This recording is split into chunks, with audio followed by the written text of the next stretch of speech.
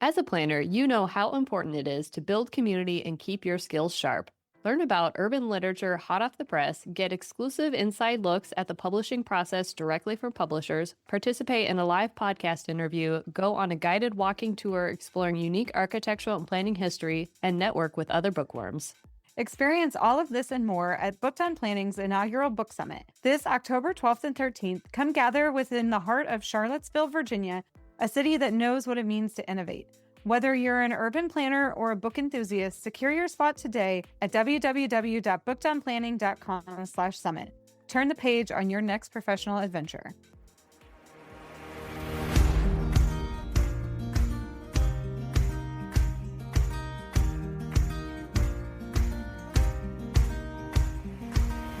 You're listening to the Booked on Planning podcast, a project of the Nebraska chapter of the American Planning Association. In each episode, we dive into how cities function by talking with authors on housing, transportation, and everything in between. Join us as we get booked on planning.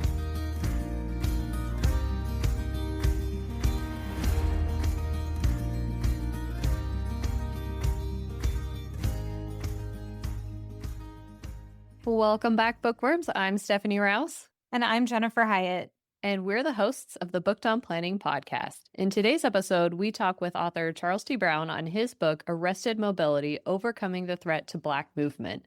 One really interesting factoid, I thought, at the very end of this episode is when we start talking about how Charles has both a podcast for Arrested Mobility in the book, and which came first, and actually he had started this work with a documentary that was unsuccessful at the time. Hopefully we'll still see the fruition of that documentary eventually, but it was just very interesting seeing all the different media formats to bring this idea to life.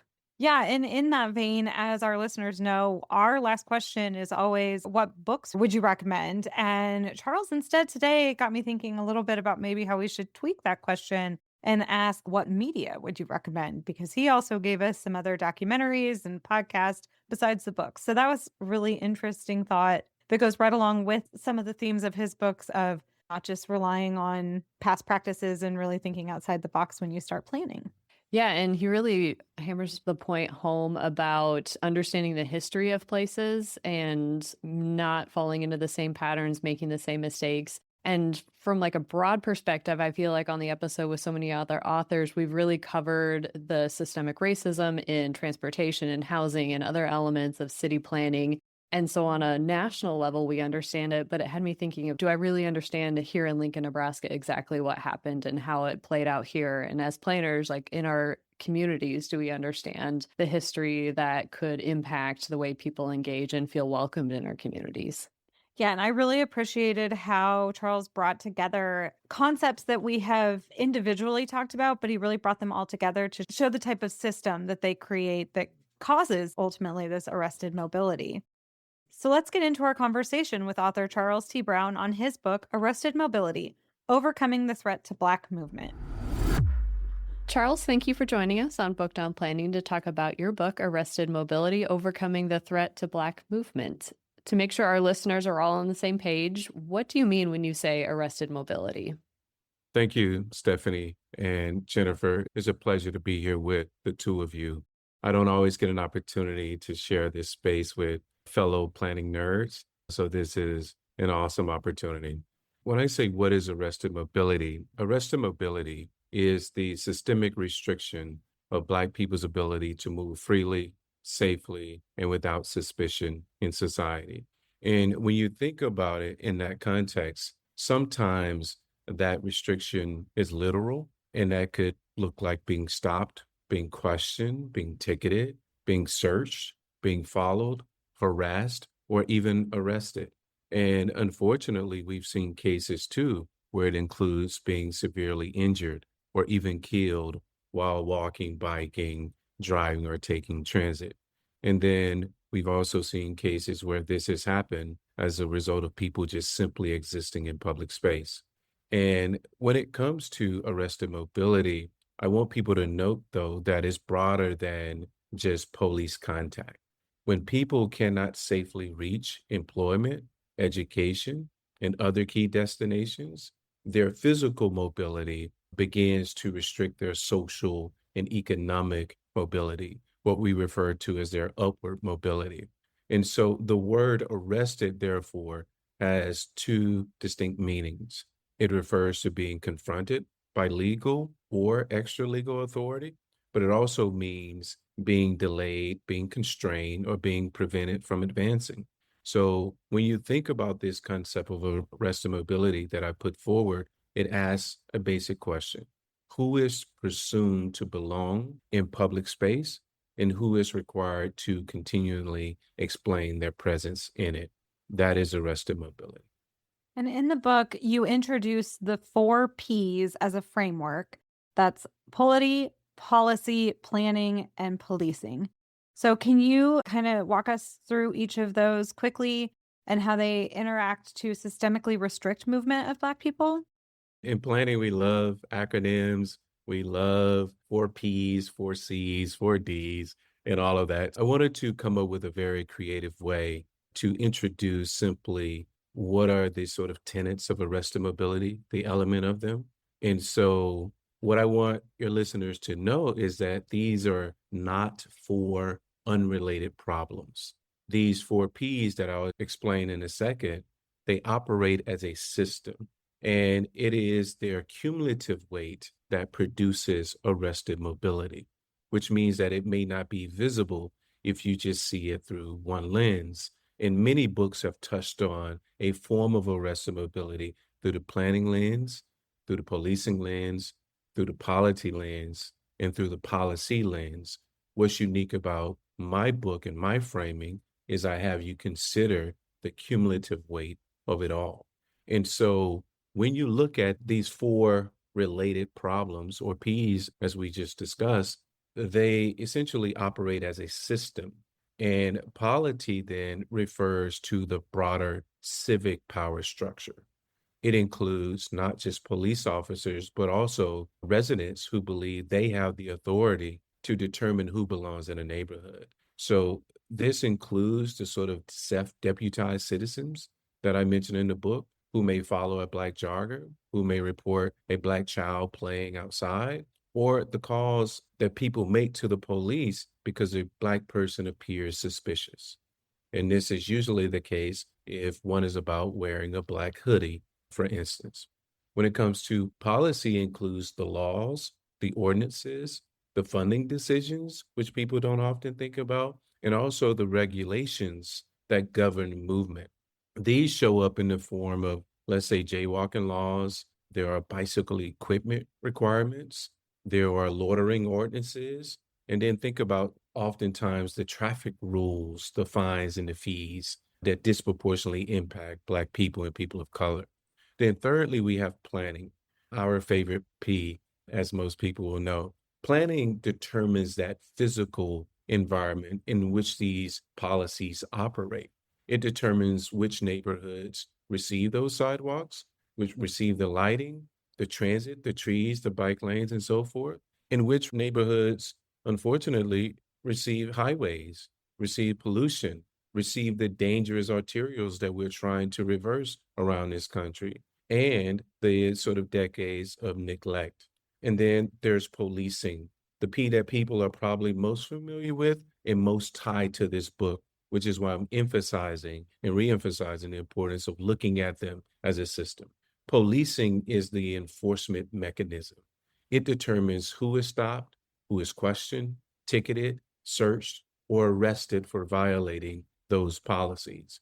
And so when you think about this system, ultimately the infrastructure creates the vulnerability. The law defines the violation. Enforcement imposes the punishment. And civic power, which we call in the book polity, determines whose behavior is viewed with suspicion. And that's why it's important to see the cumulative weight and see it as a system and not focus on the solo nature of 1P. On this podcast, we have covered 3 of the Ps. We've had quite a few books on the polity, the policy, and the planning. We haven't had as many on policing, but it was very interesting to think about how we've covered each of those topics independently and then watch how your book brought them all together to really show how that system works in tandem with each other. That's really good to hear. And I was having that issue as well, especially as I talk to young planners, as we talk about the physical environment as it relates to planning, but not the social environment. When we think that we can build our way out of harm that is done with people without considering what role policing plays and how people are being enforced on our streets. And so for me, I just had to bring it all together because when you look at it in isolation, it just didn't tell the complete story. And to your point also, even around polity, not enough talk is had about how our neighbors, how other members of our community enforce the other P's due to the relationship that they have to police power, to planning, and to polity decisions that determine funding and planning as well. And in addition to the four Ps, you also describe four types of racism. What are these and how do they differ? It was very important to discuss the four types of racism. Firstly, because I've been accused of being a racist, and that hurts. I know that I'm not a racist. I was speaking about racism because racism has such an impact in this country on people of color. But oftentimes, too, we don't think about what racism, the impact it has had on white populations in this country, too, many of whom are descendants of those who have performed these racist acts. So I come to the discussion around racism from a place of love, but clarity. And when we talk about racism, I didn't want to single out any form in the same way I didn't want to diminish or overemphasize one of the P's. So the four forms of racism that I discuss in this book are the personal, the interpersonal, institutional, and the cultural racism. The personal racism is the one that gets all the attention in most discussions, in most news articles across this country. The personal racism exists within the individual. It's their beliefs, their assumptions, their stereotypes, their fears, and the implicit bias that a person carries. I want to reemphasize again that this book would not be complete if I focused solely on personal racism. Personal racism alone is not enough to do the damage that has been done in these communities and around them. The other form of racism is interpersonal racism, and that occurs between people. It is the personal bias that is expressed through behavior, like following someone when you think about polity, refusing to yield to a Black pedestrian, questioning whether someone belongs, directing a racial slur at them, or calling the police because of their race. That's interpersonal racism. Then there's institutional racism, which operates through organizations and institutions. It is embedded in the way an agency practices. When you think about the forming formulas, you think about design standards in engineering, hiring decisions, the enforcement priorities in the police forces, the data systems, whether they allow or disallow race to even be considered, for example, and the policies that repeatedly produce these unequal outcomes. Then lastly, we have cultural racism. This may seem odd, but racism has become culture in a country where racism has existed for so long. But it exists in the dominant stories and the norms of our society. Unfortunately, it has been normalized. And so it teaches us who looks innocent. It teaches us who looks dangerous, who's threatening, or who's out of place. And that cultural racism is such a problem that, as I stated in the book and elsewhere, it ultimately determines some days what I decide to wear when I'm out and about. Yeah, Jennifer mentioned how in past episodes we've hit on a bunch of these different elements of the four Ps. With institutional racism, we've seen a lot of that, especially in books covering history of transportation and housing with embedded racism and how we were doing lending practices through FHA and the federal government, where we decided to drive roads through communities. So a lot of that is really well documented. But I think some of the rest of it, I think we just write off the fact that personal racism is it's hard to change individual minds. So we're going to focus on these other larger areas. Yeah, and I understand why people focus on systemic or institutional racism. I also understand why people focus on personal or interpersonal racism. My issue with people's focus is when they focus on the singular form of it while pretty much normalizing the other form of it. In this book, I talk about how it's important to address them all. And we need to address them all because if we don't get to the root cause of this, which is the fact that it starts in the person and makes its way into the system, then we'll be forever chasing symptoms. And that's not the goal of this book, and that's not the goal of my work. And so it's important that we consider them all. I do like the impact that it could have on focusing on the system. The problem when we mention the system, though, is we act as if agencies and entities don't have individuals in them that are races that are driving these systems. So that piece there is important for me. We'll be right back. What makes Next City different from other news outlets is the fact that we're solutions focused, locally based, evidence based solutions. Because our whole thing is spreading solutions from one city to the next city. Over 45,000 people subscribe to Next City's newsletters. Readers come from city planning, from working in economic justice and community development. They might be working in transportation. Some of our favorite feedback to receive is when folks tell us that they've ended up with ideas or tools that they can use in their own line of work in a completely different city. A show about change makers and their stories. Subscribe on Apple, Spotify, Good Pods, or anywhere you listen to your podcasts. And you grew up in Sugarlock? Sugarlock.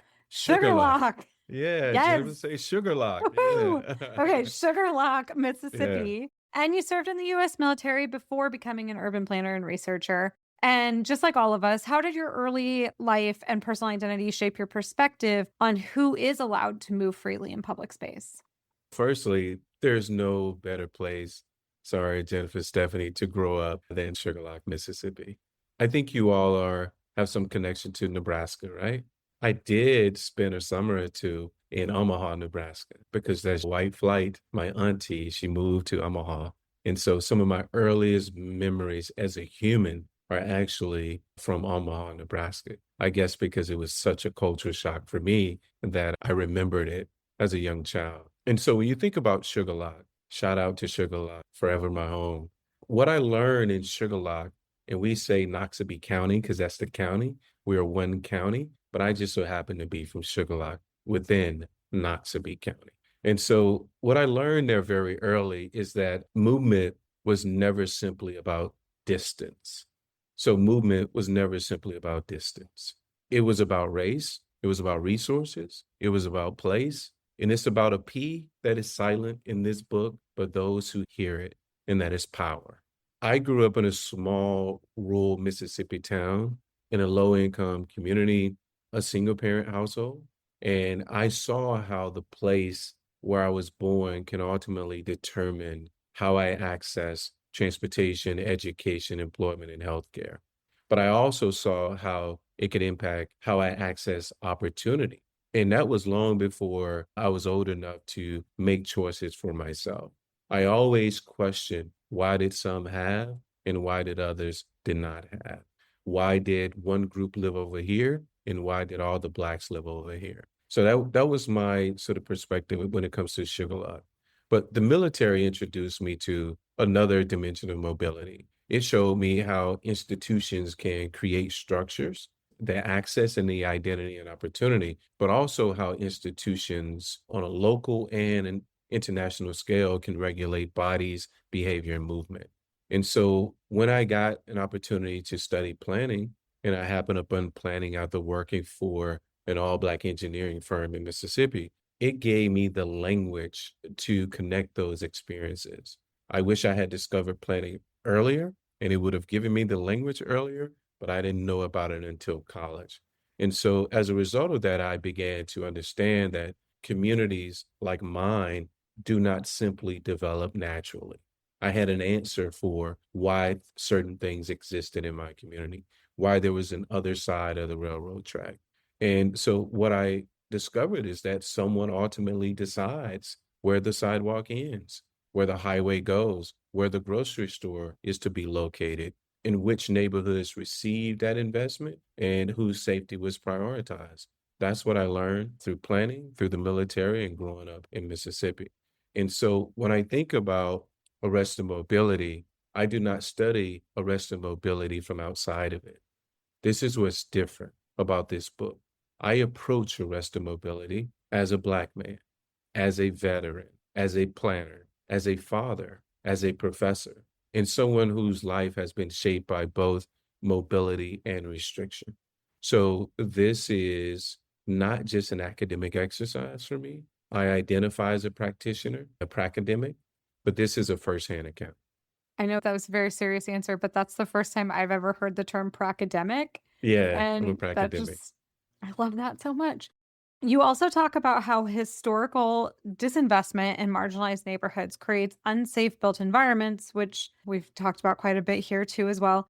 So how does that lack of basic infrastructure like a sidewalk or a safe bike lane actively set residents up for negative interactions with law enforcement? Because from a small, overly white community in rural Nebraska, never saw it that way. Yeah, I really love this question because at the heart of the book, I want people to empathize with the environments that people are growing up in, but I want them to understand how those environments came to be. And that's important because then you could understand why someone would be so upset when people are discriminated against.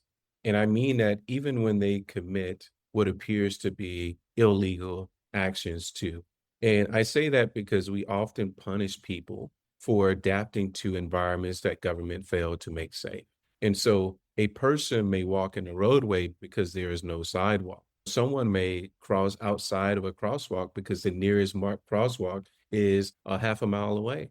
And when you are a cyclist, as I am, you may choose to ride on the sidewalk because the street has high speed traffic and no protected bicycle facility. And then lastly, a person may be outside after dark without the required bicycle equipment, or some people have even asked pedestrians to wear bright clothing. And they are doing so because one, they may not have the money to buy additional clothing that is bright. And two, their environment may not be safe enough to protect them. So they're making a decision to choose the path which centers their safety the most, according to how they see it. And I don't think people should be punished for that because those actions may technically violate the law, but the supposed violation was produced by the environment. And we don't hold government accountable for creating such an environment. And so when you think about that in the context of Black and Brown and low income communities, what this does then is create a vicious cycle. The neighborhood is denied the infrastructure. The residents then improvise in order to survive, and their improvisation becomes the legal justification for police contact. And so the same government that failed to provide the sidewalk then tickets the residents for walking where the sidewalk should have been. I think that's flawed. I think that's disingenuous and is not very loving. And as someone who grew up in the South, I believe very strongly in loving thy neighbor as that thyself. And so that's why it's important. Yeah, it really frustrates me here in Lincoln. We have a no riding on the sidewalks prohibition in our downtown core, but we have absolutely no bike infrastructure downtown. So everyone that chooses to navigate through downtown where a lot of amenities are, services are, state agencies, they have to choose between riding in traffic and they may not be comfortable doing that, or what makes them feel safer, riding on the sidewalk and breaking the rules. And think about it from the perspective of a person with a disability, or a mother with her children, or a father with his children. You're going to choose what you believe to be safe, not an environment that engineers have designed that they perceive to be safe in favor of the car. You're going to do what's safe for you. So speaking of what engineers design as safe, what does it look like for planners and engineers to design mobility solutions through a racial justice framework? Yeah, so it begins by recognizing that racial justice is not something we add after the technical work is complete. It changes how we define the problem in the first place, because what it does is forces one to look at the historical context that created the inequity, the lack of access, and the lack of opportunities. And so, one of the things I loved about teaching and continue to love about teaching and reading is that I feel confident when I tell planners and engineers that they should begin with history. They should ask the question, why is this street dangerous? Why was this neighborhood denied investment? Who was displaced, divided, or exposed to pollution by these previous decisions? This should all happen as part of their needs assessment and their problem identification. But too often, they find this as an inconvenience. And I think this is core to being a good planner and an engineer in our field. And so, what this racial justice framework does is force one to ask more questions. And at the heart of it is four questions. Who benefits? Number one. Number two, who bears the burden? Number three, who has decision making power? That's that other silent P. And then lastly, who will still be able to remain after that community after the investment is made? There is not a single project, a single policy, nor plan, nor initiative that I work on where I don't apply those questions. It's just innate at this point because a racial justice framework means treating lived experiences as expertise. And that also doesn't happen. We incentivize other stakeholders' participation, whereas we disincentivize participation of those who need our help the most. And that includes people from the community. Ultimately, they're not looked at as experts, but in the way that I approach the work, there's no bigger expert than the community themselves. But you got to like people. That's another thing. And what I find is, unfortunately, in our field, we have so many technocrats that they don't know how to actually talk to and love on people. It's okay to be shy and be an introvert, but if that's the case, give that job to someone else.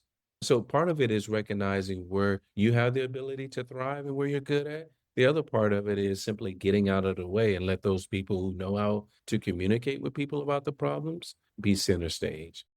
We actually just engaged in a neighborhood sub-area plan for our comprehensive plan. And one of the things that we ended up doing, not cognitively, it just worked out in this way, is we partnered with a director of a community center to help host our community engagement because she had really strong ties in the neighborhood. And it was one of the first times where we had a grant. So, money is always tight when you're working on city projects and such, but we had a grant and we were able to pay people for their time when they would come in and be our community experts. And it was such a different planning and community engagement experience to be able to actually reach those people. It was really because we were able to engage with an expert in that way. So it's a I cool like that. experience. I like that. And I was a huge advocate and someone who practiced this early on in my career because I realized how many of us were showing up as planners and our time was paid for. And we would be asking a lot of people, many of whom who had children, to come out at these weird times of the day to share with us their knowledge, and they wouldn't be compensated at all. And I'm not saying we should compensate people during every interaction, but there are cases certainly where I think it is justified. And it's really good to see our industry embrace that more.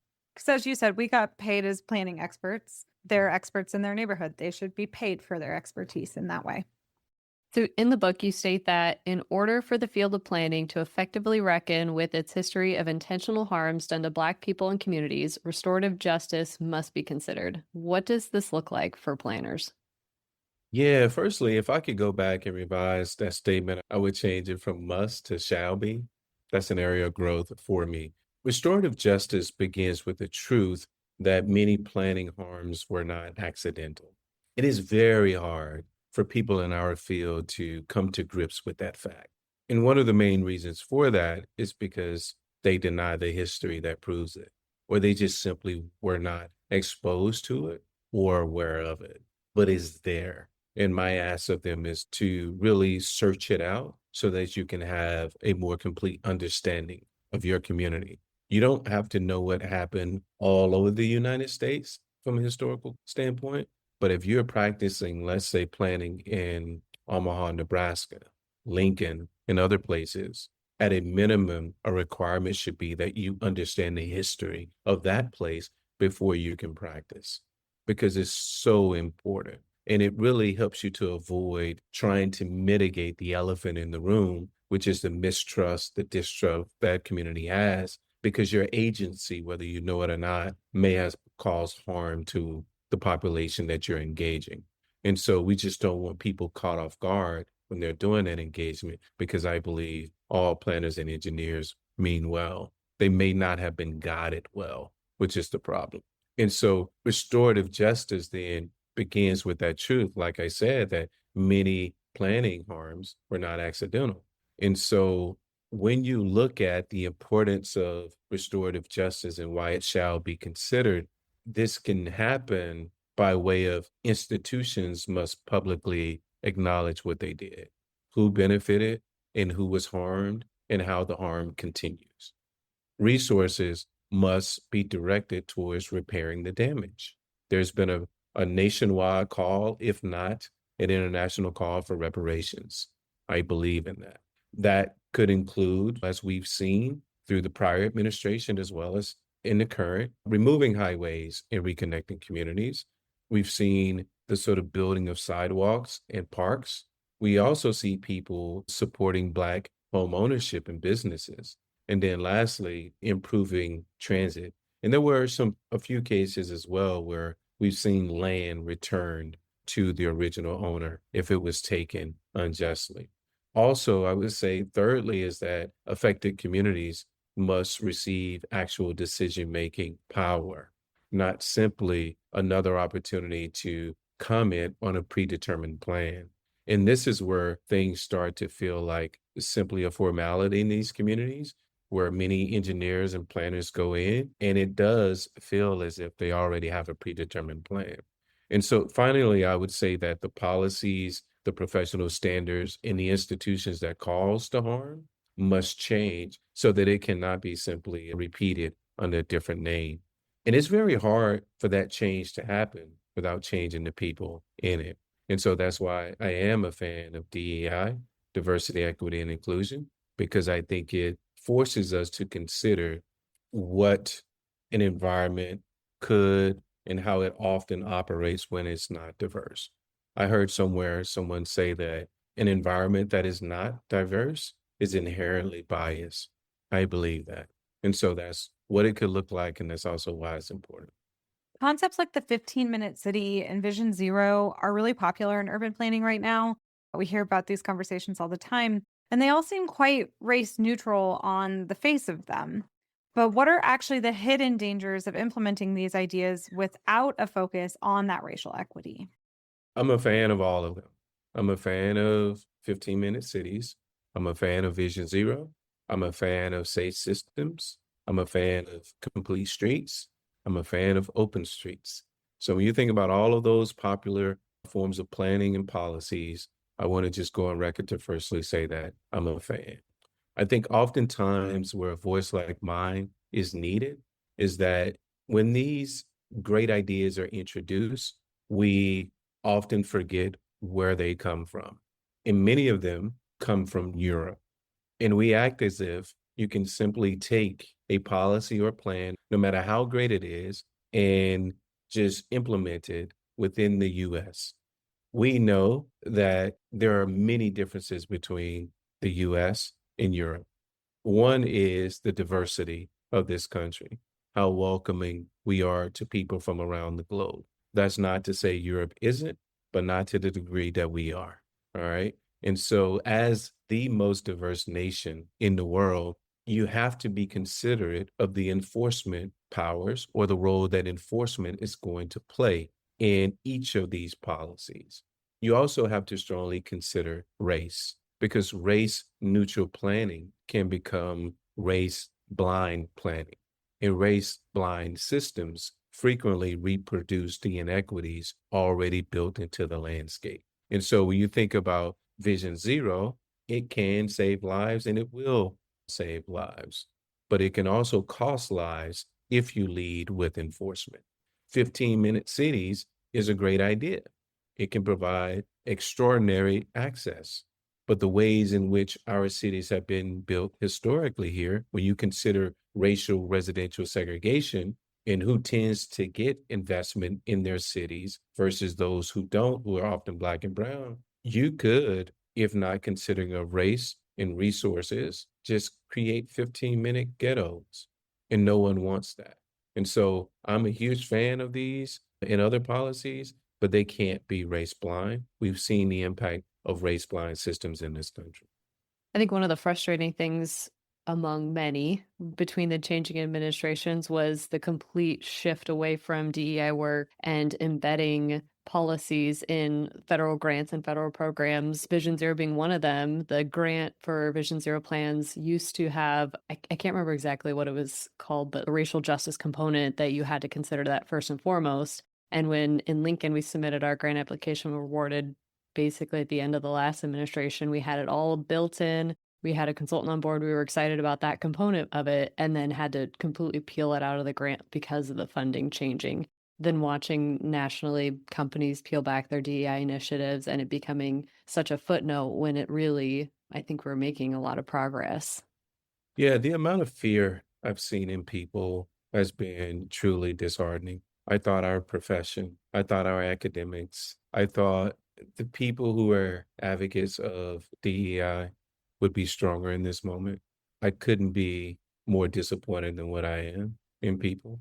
But it goes to show you how things can simply be a formality.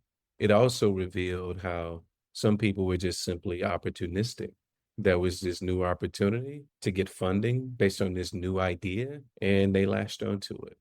I think we need better morals, better values, and we really need better accountability.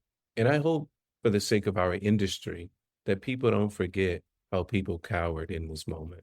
Because when the tides change, you're going to see those very people once more latching themselves onto opportunities that were meant to benefit those harmed most.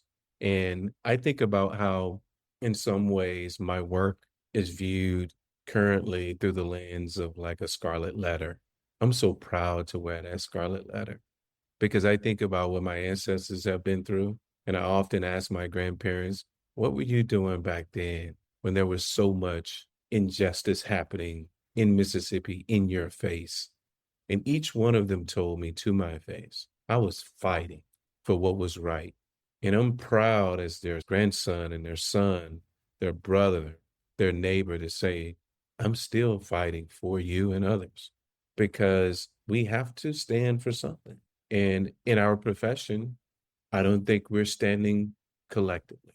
And it has really revealed people's true intentions. And for that, too, I'm thankful because I'm a realist. And so I believe in this country. As I stated, I'm a former veteran. I wouldn't want to live anywhere else in the world, but we have some fixing to do, as they like to say.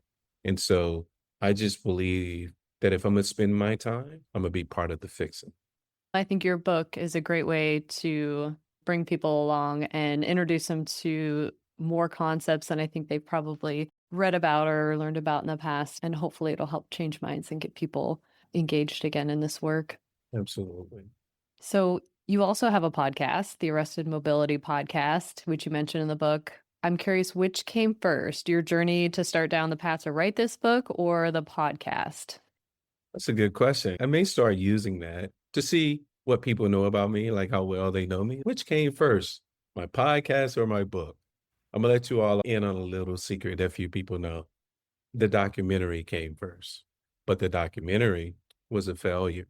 And the documentary was a failure because, and I'll spare people in saying this, it was my first time trying to produce a documentary around a concept in which I just had some supportive evidence, but I didn't have a clearer definition. I didn't have enough research to support this concept and this theory, but I had the visuals, I had the idea, and I approached a group to film a documentary for me, like a teaser on arrested mobility, because I couldn't sleep at night. This word just kept coming to me. And I was working with two other Black women who I mentioned in the book. I'm so grateful for them believing in me and this idea of this documentary, but ultimately it was a failure. And it failed because it was in the pre-George Floyd context. And based on how we scripted this mini documentary, the producers that I hired thought that it was too sensational. It was unreal. It was too violent, the story that we had written. So they backed out. And when they backed out, we decided to not move forward with the documentary. So instead, I pivoted to the podcast, and the book, with hopes that I can return back to the documentary. So if there's anyone out there who could help me with a docu-series around this, that's my shameless plug. So the podcast came first after the documentary. What the podcast did was it gave me an opportunity to begin exploring these ideas publicly through the individual stories, the cities, and the lived experiences before the book brought them together into a comprehensive framework. Remember, pracademic. So the book and the podcast complement each other, which I think is very unique. But the podcast is not simply an audio version of the book. The book provides the history, the framework, the research, and the broader argument. The podcast allows listeners to hear directly from the people experiencing and challenging arrested mobility.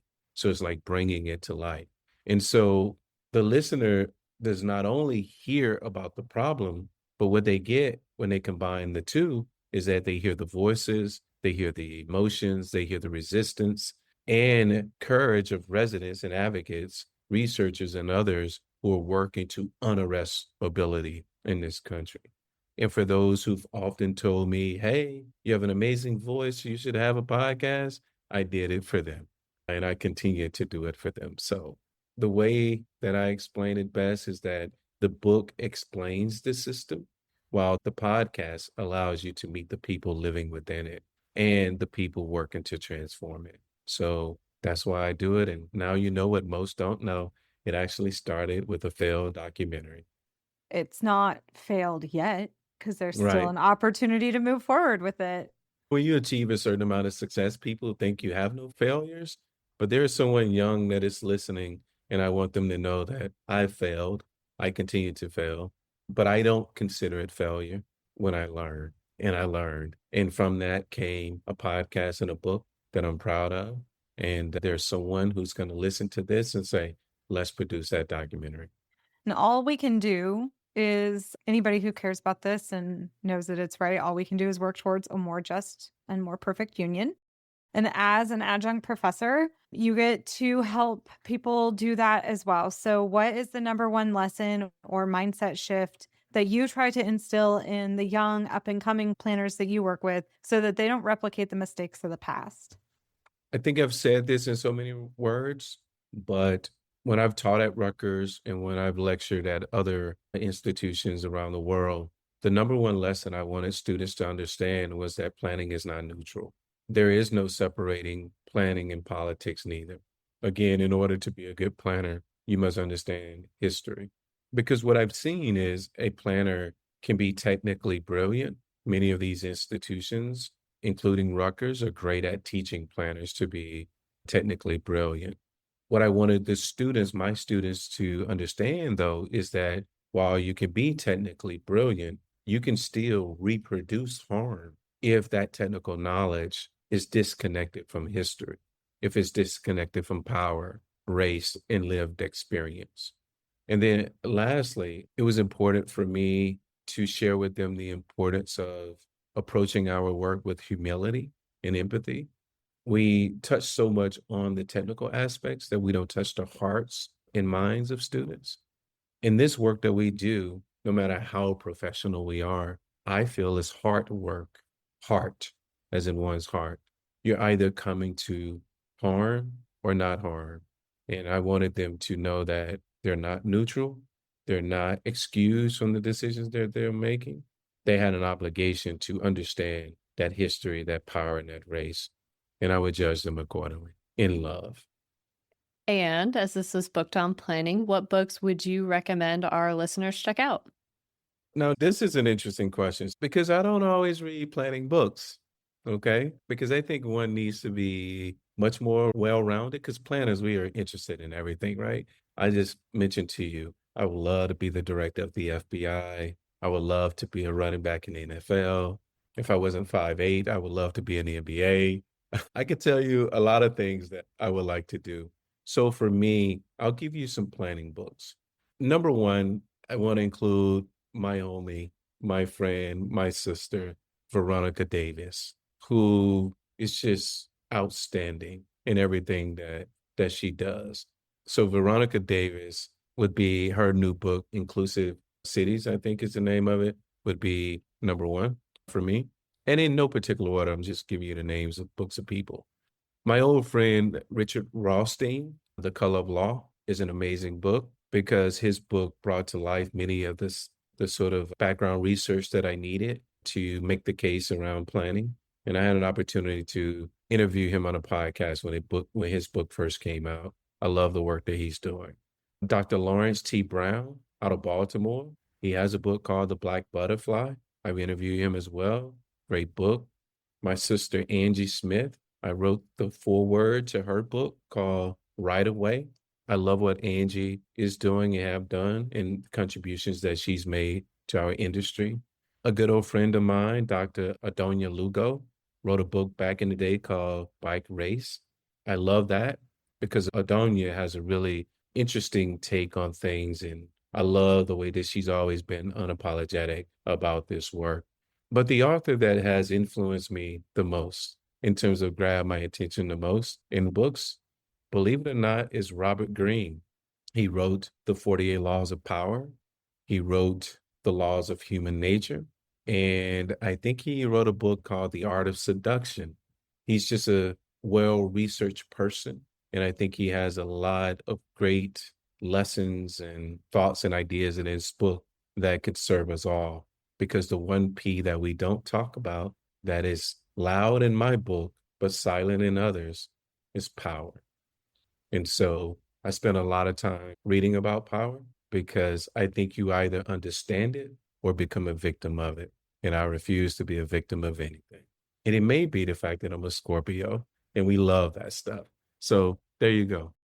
All great recommendations. We've actually had, I think, about half of these authors on to talk about their books in the last couple of years. They're all great authors and have a lot of great wisdom to share. And to your point of reading outside of the planning world, we love it when our guest authors bring up fiction books that have city building elements to it, because I think it really does help shape your work when you have more diverse Absolutely. perspectives.